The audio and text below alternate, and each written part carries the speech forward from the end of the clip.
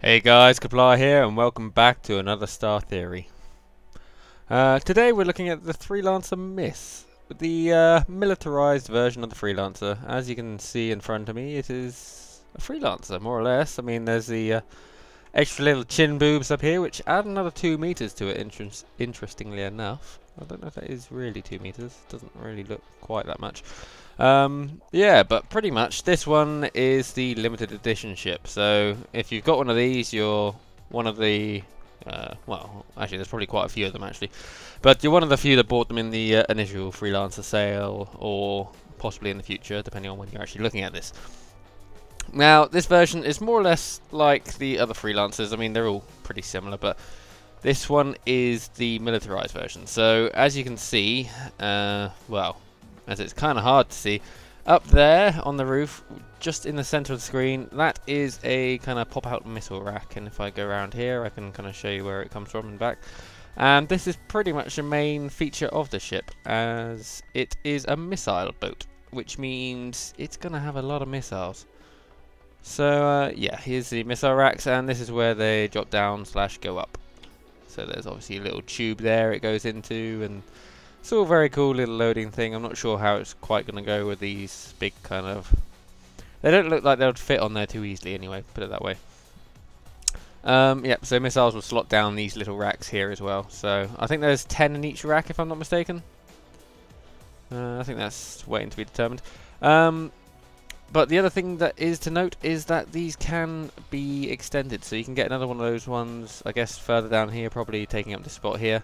And that will leave you with around, how many was it? I think it was around 56 missiles in total.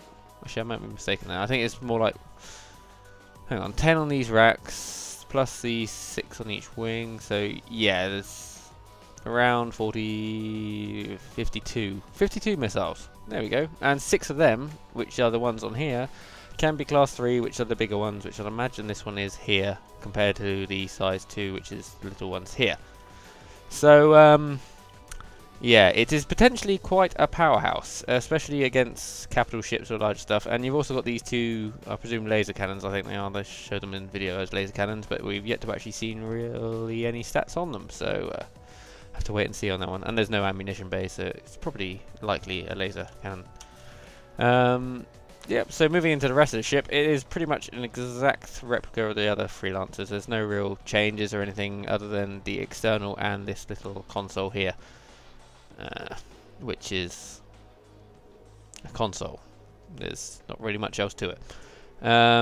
So let's go over some of the other stuff for any of those unfamiliar with a Freelancer. It's slightly longer because of the 2 little nipples on the front. As I said, I don't think that's quite 2 meters, but it says 2 meters, so we'll just go with that. Now, one thing the Mis does lack compared to the other Freelancers is it's got slightly less cargo space, and this is mainly due to the fact that you've got these missile racks on the side, which do make it narrower. It's not too easy to see normally, but if I bring my buggy up here, my trusty companion that just helped me load cargo into these things many a time, you'll see that it doesn't actually sit firmly on the floor, which is something, I don't know, I kind of liked. The thing I liked about a Freelancer was you could drive your buggy into it, so to not be able to fit it perfectly in there with Mis is kind of a saddening day for me. See, as you can see, it doesn't sit on the floor. You can squeeze it past it and park it further on, but at the same time it's just kind of not really worth it. I can only imagine that damaging something in the actual persistent universe, so yeah, for those of you who like doing that, it's kind of sad times. Moving on, engine-wise, it has a Super Tonnerre, I think that's how you pronounce it, Mark IV engine. No, power plant, sorry, power plant. So, compared to the other Freelancers, that one just has a GNP Tonnerre. As I said, don't know how to pronounce it. So this one's a Super version. So I can only presume this one's better, because Super would generally mean better. As to how much is really up for them to decide, but it's better by default. So it can be upgraded to a class 5 as well, so that's something to bear in mind. It's not as good as it could be still, even if it is Super. So yeah.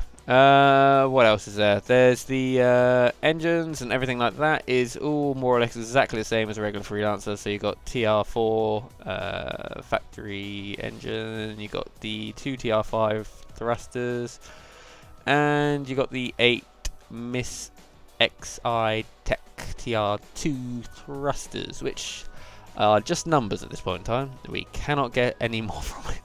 So yeah, you can see them kind of around the ships on the bottom and all sorts. So yeah, for entryways, we've got this back ramp here, which I don't think that should generally work from the outside, but generally you use the steps and the forward landing gear, which is another one of those bend your head moments.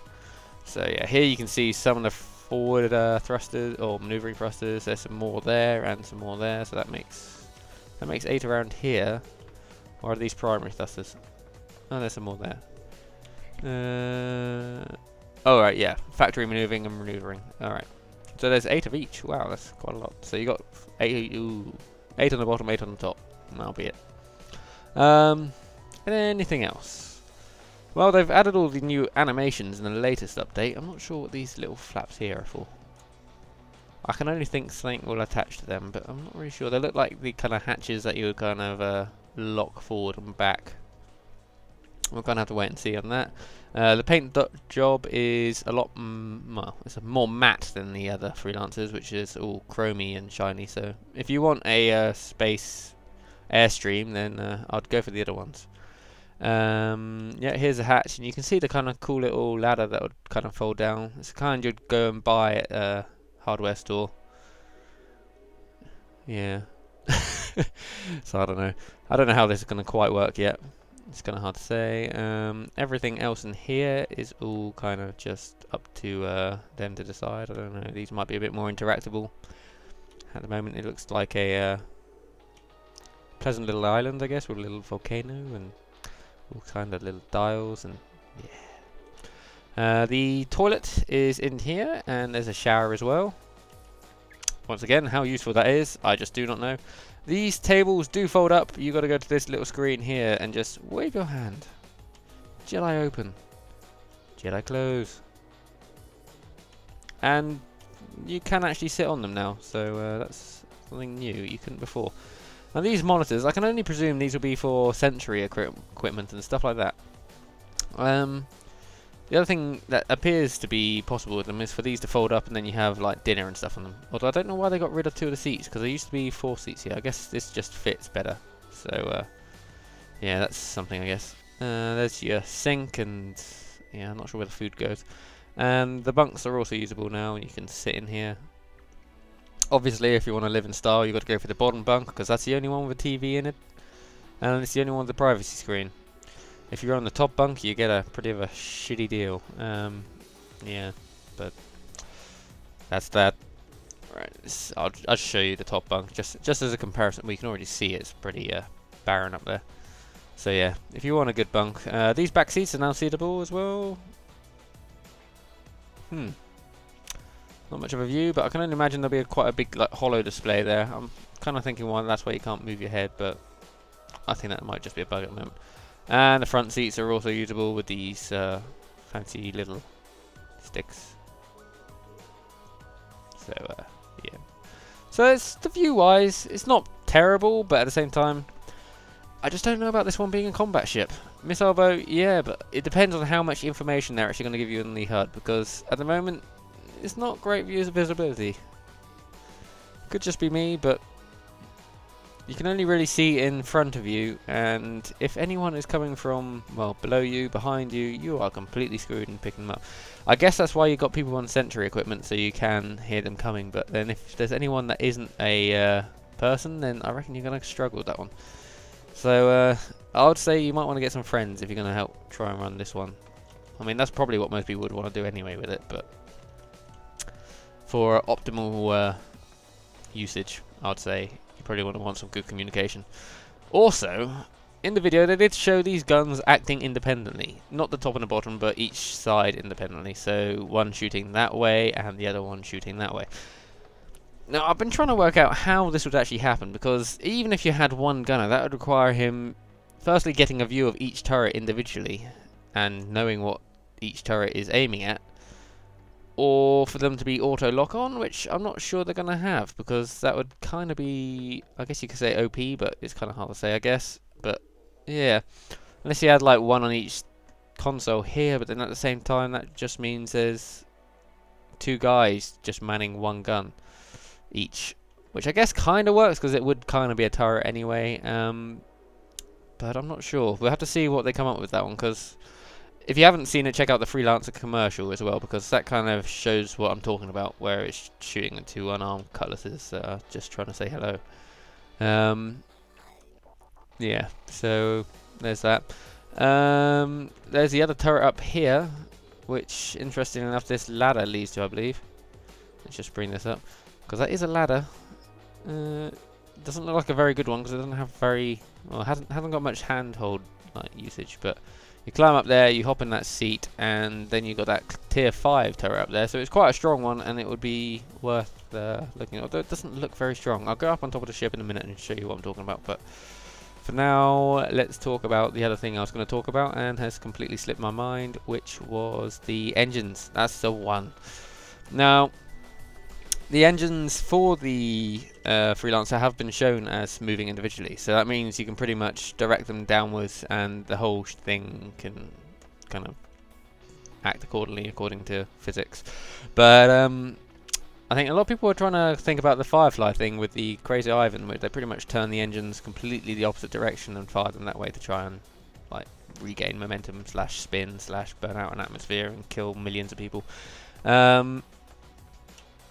Yeah, so we'll have to see what that kind of comes up with. It looks really interesting. It's been described as a T-Rex because of the way it looked when they were down, so it's another thing to bear in mind. It does look quite interesting in that respect. Right,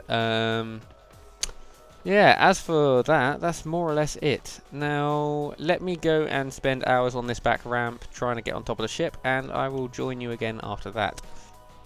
Wow, I just got up here first time. That is amazing. Right, so yeah, here you go. You can... That's the wrong button. There we go. So you can see this turret. It doesn't look too strong. I mean, the guns, they look quite beefy. Well, from the sides anyway. From the top, they kind of look a bit... how do you describe them?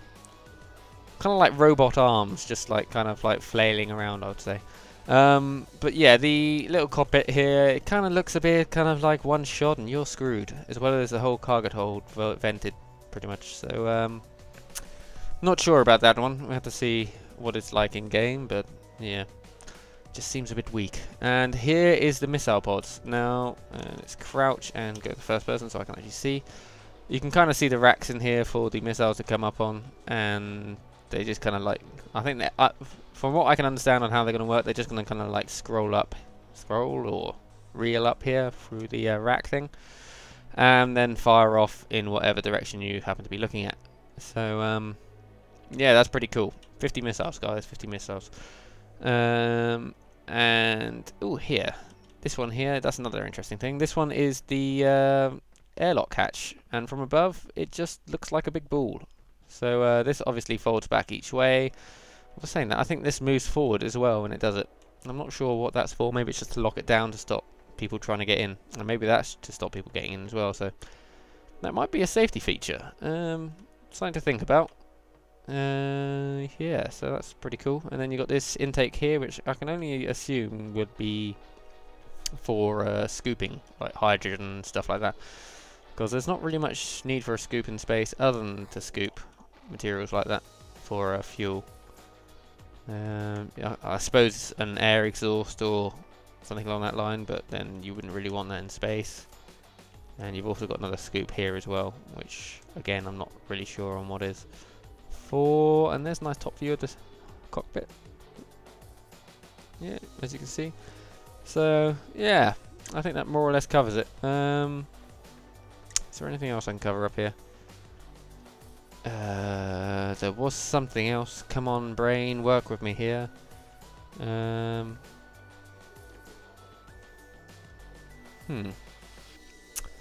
Let me think for a while, and I will come back in a second.